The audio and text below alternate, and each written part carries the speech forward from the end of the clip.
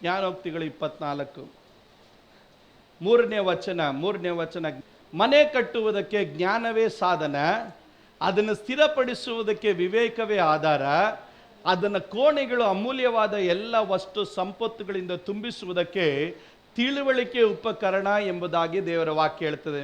ಇಂದಿನ ವಚನ ನೋಡ್ರಿ, ಬೈಬಲ್ ಹೇಳ್ತದೆ ಮನೆ ಕಟ್ಟುವುದಕ್ಕೆ ಜ್ಞಾನವೇ ಸಾಧನ. ಎಲ್ಲರೂ ಹೇಳ್ರಿ ಜ್ಞಾನ. ಎರಡನೇದಾಗಿ ಹೇಳ್ರಿ ವಿವೇಕ.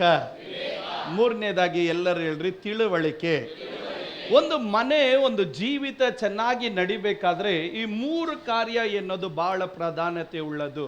ನಾನು ಅದನ್ನು ಇಂಗ್ಲಿಷಲ್ಲಿ ಹೇಳಲಿಕ್ಕಾಗಿ ಇಷ್ಟಪಡ್ತೇನೆ. Wisdom, knowledge and understanding mind. ಎಲ್ಲರೂ ಹೇಳ್ರಿ ಜ್ಞಾನ, ವಿವೇಕ, ತಿಳುವಳಿಕೆ. ಇಂಗ್ಲಿಷಲ್ಲಿ ನಾಲೆಜ್ ಎನ್ನೋದ್ರ ಕುರಿತಾಗಿ ಇಂಗ್ಲಿಷಲ್ಲಿ ಈ ರೀತಿಯಾಗಿ ಹೇಳ್ತಾರೆ, ಜ್ಞಾನದ ಕುರಿತಾಗಿ ಇಂಗ್ಲಿಷಲ್ಲಿ ನಾಲೆಜ್ ಕುರಿತಾಗಿ ಈ ರೀತಿಯಾಗಿ ಹೇಳ್ತಾರೆ, ಕಲೆಕ್ಟಿಂಗ್ ದ ಇನ್ಫಾರ್ಮೇಶನ್ ಅಂತ. ಮಾಹಿತಿಗಳನ್ನು ಸಂಗ್ರಹಿಸುವುದೇ ನಾಲೆಜ್. ಮಾಹಿತಿಗಳನ್ನು ಕಲೆ ಹಾಕುವಂಥದ್ದು, ಮಾಹಿತಿಗಳನ್ನು ತಿಳ್ಕೊಳ್ಳುವಂಥದ್ದು ನಾಲೆಜ್ ಆಗಿರ್ತದೆ. ಇದು ಒಳ್ಳೆಯದು, ಇದು ಕೆಟ್ಟದು ಎನ್ನುವಂಥ ಅರಿವು ಕುರಿತಾಗಿ ಹೇಳೋದು ನಾಲೆಜ್ ಎಂಬುದಾಗಿ, ವಿವೇಕ ಎಂಬುದಾಗಿ.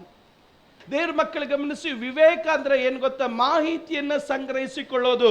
ಒಂದು ಕುಟುಂಬ ಜೀವಿತ ಆಶೀರ್ವದಿಸಲ್ಪಡಬೇಕಾದ್ರೆ ಅದಕ್ಕೆ ಪ್ರಾಮುಖ್ಯವಾದಂಥ ಕಾರ್ಯ ಏನು ಗೊತ್ತಾ? ಮಾಹಿತಿಯನ್ನು ತಗೋಬೇಕು. ಇದು ನನ್ನ ಕುಟುಂಬಕ್ಕೆ ಒಳ್ಳೆಯದು, ಅದು ನನ್ನ ಕುಟುಂಬಕ್ಕೆ ಬೇಡ, ಅರ್ಥ ಮಾಡಿಕೊಳ್ಳೋ ಕೆಪಾಸಿಟಿ ನಿನಗೆ ಇರಬೇಕು. ನೀವ್ಯಾರು ಸೋತ್ರ ಹೇಳಲಿಲ್ಲ. ಒಂದ್ಸಾರಿ ಇಬ್ಬರು ವ್ಯಕ್ತಿ ಎದುರುಗಡೆ ಬದುರುಗಡೆ ಮನೆಯಲ್ಲಿದ್ದರು. ಇಬ್ರು ಚೆನ್ನಾಗಿ ಪ್ರಾರ್ಥನೆ ಮಾಡೋರು. ಒಂದು ದಿವಸ ಈ ವ್ಯಕ್ತಿಗೆ ದೇವ್ರು ಇಳಿದು ಬಂದ, ಏನು ಬೇಕು, ಏನು 10 ವರ ಕೊಡ್ತೀನಿ, ಏನು ಬೇಕೋ ವರ ಕೇಳ ಅಂತ. ತಕ್ಷಣವಾಗಿ ಇವನು ಹೇಳ್ದ, ದೇವರೇ ನನಗೊಂದು ಕಾರ್ ಕೊಡಪ್ಪ ಅಂತ ಹೇಳಿ. ಕಾರ್ ಕೊಡಪ್ಪ ಅಂತ ಕೇಳಿದಾಗ ತಕ್ಷಣವಾಗಿ ಕಾರ್ ಬಂತು. ಇವನು ಎದುರುಗಡೆ ಅವನು ಪ್ರಾರ್ಥನೆ ಮಾಡ್ತಾ ಇದ್ದಾನೆ, ನಾನು ಪ್ರಾರ್ಥನೆ ಮಾಡಿದಾಗ ದೇವ್ರು ಉತ್ತರ ಕೊಟ್ಟಿಲ್ಲ. ಇವನಿಗೂ ದೇವ್ರು ಇಳಿದು ಬಂದಾಗ ದೇವ್ರು ಕೇಳ್ದ, ನಿನಗೇನೋ ಬೇಕು ಅಂತ. ಅವನು ಹೇಳ್ದ, ದೇವರೇ ಆ ಎದುರುಗಡೆ ಮನೆಯವನು ಏನೆಲ್ಲ ಕೇಳ್ತಾನೋ ಅದೆಲ್ಲ 2ರಷ್ಟು ನನಗೆ ಕೊಡು ಅಂತ. ಎದುರುಗಡೆ ಮನೆಯವನು ಕಾರ್ ಕೇಳ್ದ, ಇವನಿಗೆ 2 ಕಾರ್ ಬಂತು. ಅವನ ಮನೆ ಕೇಳ್ದ, ಇವನಿಗೆ 2 ಮನೆ ಬಂತು. ಈ ರೀತಿ 9 ಐಟಮ್ ಅವನು ಕೇಳ್ದ, ಇವನಿಗೆ ಎಲ್ಲ 2ರಷ್ಟು ಬಂತು. ಎದುರುಗಡೆ ಮನೆ ಅವನು ಕನ್ಫ್ಯೂಸ್ ಆಗೈತೆ, ಅಲ್ಲ ನನಗೇನು ಬರುತ್ತೋ ಅದೆಲ್ಲ 2ರಷ್ಟು ಬರುತ್ತಲ್ಲ. ಆಮೇಲೆ ಗೊತ್ತಾಯಿತು, ಇವನು ದೇವ್ರ ಹತ್ರ ಪ್ರಾರ್ಥನೆ ಮಾಡೋನೆ, ನಾನೇನು ಕೇಳ್ತೀನಿ ಅದೆಲ್ಲ 2ರಷ್ಟು ಅವನಿಗೂ ಬರ್ಬೇಕಂತ. ಆವಾಗ ಅವನು ಪ್ರಾರ್ಥನೆ ಮಾಡ್ದ, ದೇವರೇ ನಾನೊಂದು ಕಣ್ಣು ತೆಗೆದ್ಬಿಡಪ್ಪ ಅಂತ.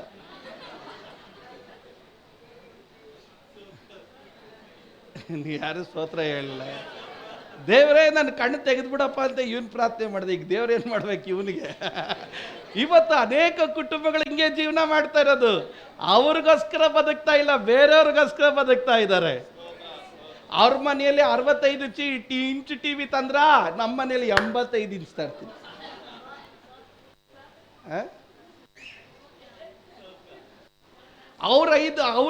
ಅವರು ಕಾರ್ ತಗೊಂಡ್ರ ಅದಕ್ಕಿಂತ ದೊಡ್ಡ ಕಾರ್ ನಾನು ತಗೊಂತೀನಿ. ಅವರು ಅದು ತಗೊಂಡ್ರ ನಾನು ಇದು ತಗೊಂತೀನಿ. ಅವ್ರು ಚಾಪೆ ಹಾಕಿದ್ರ ನಾನು ದಿವಾನ ತರ್ತೀನಿ. ಸ್ತೋತ್ರ. ನಾನು ಕೇಳ್ತೀನಿ, ಯಾರಿಗಾಗಿ ಬದುಕ್ತಾ ಇದೆಯಾ? ಯಾರಿಗಾಗಿ ಬದುಕ್ತಾ ಇದೆಯಾ? ವಿವೇಕ ಶೂನ್ಯ ಅದರ ಅರ್ಥ. ಅದರ ಅರ್ಥ ಏನು ಗೊತ್ತಾ? ನಿನ್ನ ಕುಟುಂಬ, ನಿನ್ನ ಹೆಂಡತಿ ಮಕ್ಕಳಿಗಾಗಿ ಬದುಕ್ತಾ ಇಲ್ಲ, ನೀನು ಬೇರೆಯವ್ರಿಗಾಗಿ ಬದುಕ್ತಾ ಇದೆಯಾ? ನಾನು ಹೇಳ್ತೇನೆ, ಬೇರೆಯವ್ರನ್ನ ಮೆಚ್ಚಿಸೋ ಜೀವಿತ ಯಾವತ್ತಿದ್ರೂ ನರಕನೇ. ನೀನು ನಿನ್ನ ಕುಟುಂಬಕ್ಕಾಗಿ ಬದುಕೋ ಜೀವಿತನೇ ಒಳ್ಳೆ ಜೀವಿತ. ಅದು ವಿವೇಕ ಶೂನ್ಯರಾಗಬಾರ್ದು. ಬೈಬಲ್ ಹೇಳ್ತದೆ, ಒಂದು ಮನೆ ಸ್ಥಿರಪಡಿಸೋದಕ್ಕೆ, ಒಂದು ಮನೆ ಗಟ್ಟಿಯಾಗಿ ನಿಲ್ಬೇಕಾ? ಬೆಂಗಳೂರಿಗೆ ಬಂದಿದ್ದೀರಾ, ಬೆಂಗಳೂರಲ್ಲಿ ಗಟ್ಟಿಯಾಗಿ ನಿಲ್ಬೇಕಾ? ನೀವು ಕಂಪನಿಗೆ ಹೋಗಿದ್ದೀರಾ, ಕಂಪನಿಯಲ್ಲಿ ಗಟ್ಟಿಯಾಗಿ ನಿಲ್ಬೇಕಾ? ನೀವು ಕುಟುಂಬ ನಡೆಸ್ತಾ ಇದೆಯಾ, ಕುಟುಂಬ, ಮಕ್ಕಳು, ಮೊಮ್ಮಕ್ಕಳು ಕೊನೆಯವರೆಗೂ ಗಟ್ಟಿಯಾಗಿ ನಿಲ್ಬೇಕಾ? ವಿವೇಕ ಇರಬೇಕು. ಯಾವ್ದು ಬೇಕು ಯಾವ್ದು ಬೇಡ ಅಂತ ಆರಿಸ್ಕೊಳ್ಳೋ ಕೆಪಾಸಿಟಿ ಇರಬೇಕು. ಬಂದಿದ್ದೆಲ್ಲ ಬಾಚ್ಕೊಂಡು ನಿನ್ನ ಮನೆನ ಕಸದ ಗುಂಡಿ ಮಾಡಬಾರ್ದು.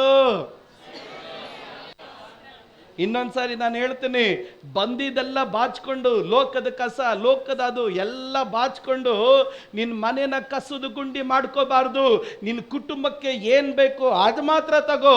ಬೇಡದೇ ಇರೋದು ಅವ್ರಿಗದು ಚಂದ, ನನಗದು ಚಂದಲ್ಲ, ದೇವ್ರ ಮಗ ನಾನು, ಅದು ನನಗೆ ಒಳ್ಳೇದಲ್ಲ, ಇದು ನನಗೆ ಒಳ್ಳೇದು. ಒಳ್ಳೇದನ್ನ ನಿನ್ನ ಮನೆಯಲ್ಲಿ ತೆಗೆದುಕೊಳ್ಳುವಂತ ಒಂದು ಮನೋಭಾವನೆ ನಿನ್ನ ಜೀವಿತದಲ್ಲಿ ಇದ್ರೆ ನಿನ್ನ ಕುಟುಂಬ ನೆಲೆ ನಿಲ್ಲುತ್ತೆ. ಬೈಬಲ್ ಹೇಳುತ್ತೆ ಅದನ್ನು ವಿವೇಕವೇ ಸ್ಥಿರಪಡಿಸಂದ್ರೆ ಅಂಡರ್ಸ್ಟ್ಯಾಂಡಿಂಗ್ ಮೈಂಡ್. ಅದರ ಅರ್ಥ ಏನ್? ತಿಳ್ಕೋ ಮನಸ್ಸಿರ್ಬೇಕು. ಯಾವುದು ಬೇಕು ಯಾವುದು ಬೇಡ ಎಂದು ಅರ್ಥ ಮಾಡಿಕೊಳ್ಳುವ ಕೆಪಾಸಿಟಿ ಬೇಕು. ಇವತ್ತು ಅನೇಕರು ಹಠ ಹಿಡಿತಾರೆ, ನನಗಿದೇ ಬೇಕು, ಅದೇ ಬೇಕು, ಇದೇ ಬೇಕು, ಅದೇ ಬೇಕು. ನಾನು ಹೇಳ್ತೇನೆ, ನೀನು ಹಠ ಹಿಡಿಯೋದ್ರಿಂದ ಏನು ಸಂಭವಿಸ್ತಾ ಇದೆ ಗೊತ್ತಾ? ಈ ವಿವೇಕ ಇಲ್ಲದೆ ಪಶುಪ್ರಾಯನಾಗ್ತಾ ಇದೆಯಾ. ಅದರ ಅರ್ಥ ಏನು ಗೊತ್ತಾ? ಮೃಗದ ರೀತಿಯಲ್ಲಿ ನೀನು ಆಗ್ತಾ ಇದೆಯಾ. ಅದರಿಂದಲೇ ದೇವರ ವಾಕ್ಯ ನಮಗೆ ಸ್ಪಷ್ಟವಾಗಿ ತಿಳಿಸಿಕೊಡುವಂಥ ಒಂದು ಕಾರ್ಯ, ಮನೆ ಕಟ್ಟುವುದಕ್ಕೆ ವಿವೇಕ, ಅದನ್ನು ಸ್ಥಿರಪಡಿಸುವುದಕ್ಕೆ ವಿವೇಕವೇ ಸಾಧನ. ಅದರ ಅರ್ಥ ಏನು? ಅರ್ಥ ಮಾಡಿಕೊಳ್ಬೇಕು. ಏನು ನನ್ನ ಕುಟುಂಬಕ್ಕೆ ಬೇಕು, ಏನು ನನ್ನ ಕುಟುಂಬಕ್ಕೆ ಬೇಡ ಎನ್ನೋದನ್ನು ಅರ್ಥ ಮಾಡಿಕೊಳ್ಳೋ ಕೆಪಾಸಿಟಿ ಇರಬೇಕು. ಎರಡನೇದಾಗಿ ವಿಸ್ಟಮ್ ನಮಗೆ ಏನು ತಿಳಿಸ್ಕೊಡುತ್ತದೆ ಅಂದರೆ, ವಿಸ್ಟಮ್ ನಮಗೆ ತಿಳಿಸ್ಕೊಡೋದು ಅಪ್ಲೈಯಿಂಗ್ ವಾಟ್ ಯು ಅಂಡರ್ಸ್ಟುಡ್.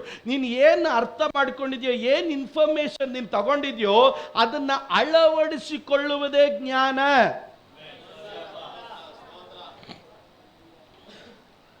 ಉದಾಹರಣೆಗೆ ಈ ಮೈಕ್ ವೈರ್ ಇದೆ, ಇದೆಯಾ? ಮ್ಯೂಟ್ ಮಾಡಿದ್ರೇನ?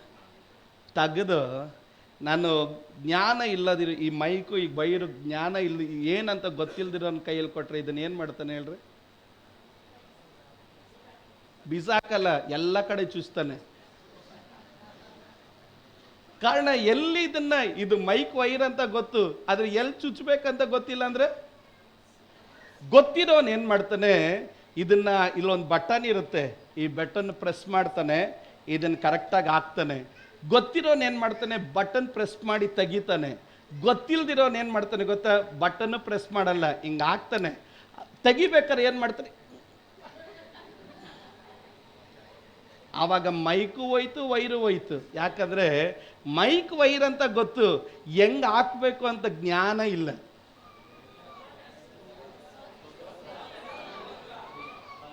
ನೀವ್ಯಾರು ಸ್ತೋತ್ರ ಹೇಳದೇ ಇದ್ದಾಗ ನಾನು ಹೇಳೋದು ಅರ್ಥ ಆಗ್ತಾ ಇದೆಯಾ? ಇದು ಮೈಕ್ ಅಂತ ಗೊತ್ತು, ಇದು ವೈರ್ ಅಂತ ಗೊತ್ತು, ಹೆಂಗ್ ಹಾಕ್ಬೇಕು ಹೆಂಗ್ ತೆಗಿಬೇಕು ಅಂತ ಒಬ್ಬನು ಗೊತ್ತಿಲ್ಲ ಅಂತಂದ್ರೆ ಅವನ್ ಏನ್ ಮಾಡ್ತಾನೆ, ಮೈಕ್ದು ಹಾರ್ನ್ ಮಾಡ್ತಾನೆ. ಇಲ್ಲಿರೋ ಇದನ್ನ ಗಟ್ಟಿಯಾಗಿ ಎಳೆದ್ರೆ ಏನ್ ಮಾಡುತ್ತೆ ಗೊತ್ತಾ? ಬರಲ್ಲ ಅಂತಲ್ಲ, ಬರುತ್ತೆ, ನೆಕ್ಸ್ಟ್ ಟೈಮ್ ಉಪಯೋಗಿಸಕ್ಕಾಗಲ್ಲ.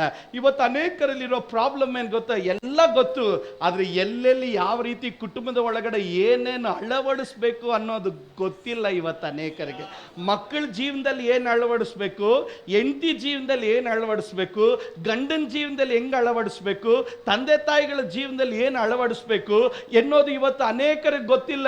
ಎಲ್ಲ ಗೊತ್ತು, ವಾಕ್ಯ ಎಲ್ಲ ಗೊತ್ತು, ಆದ್ರೆ ವಾಕ್ಯ ಹೆಂಗ್ ಅಳವಡಿಸೋದು ಅಂತ ಗೊತ್ತಿಲ್ಲ.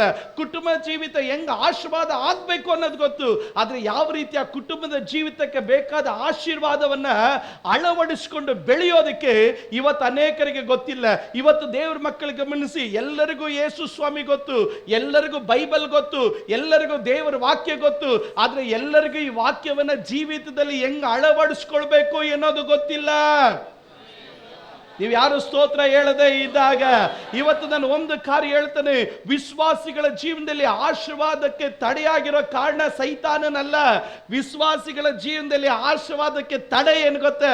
ಹೇಗೆ ಜೀವಿತದಲ್ಲಿ ದೇವರ ಜ್ಞಾನದೊಟ್ಟಿಗೆ ದೇವರ ವಾಕ್ಯವನ್ನ, ದೇವರ ಸಂಗತಿಗಳನ್ನ ಅಳವಡಿಸ್ಕೊಳ್ಬೇಕು ಎನ್ನುವುದು ಇವತ್ತು ಅನೇಕರಿಗೆ ಗೊತ್ತಿಲ್ಲದೆ ಇರೋದ್ರಿಂದ ಇವತ್ತು ಅನೇಕರು ಏನ್ ಮಾಡ್ತಾ ಇದ್ದಾರೆ, ದಾರಿ ತಪ್ತಾ ಇದ್ದಾರೆ.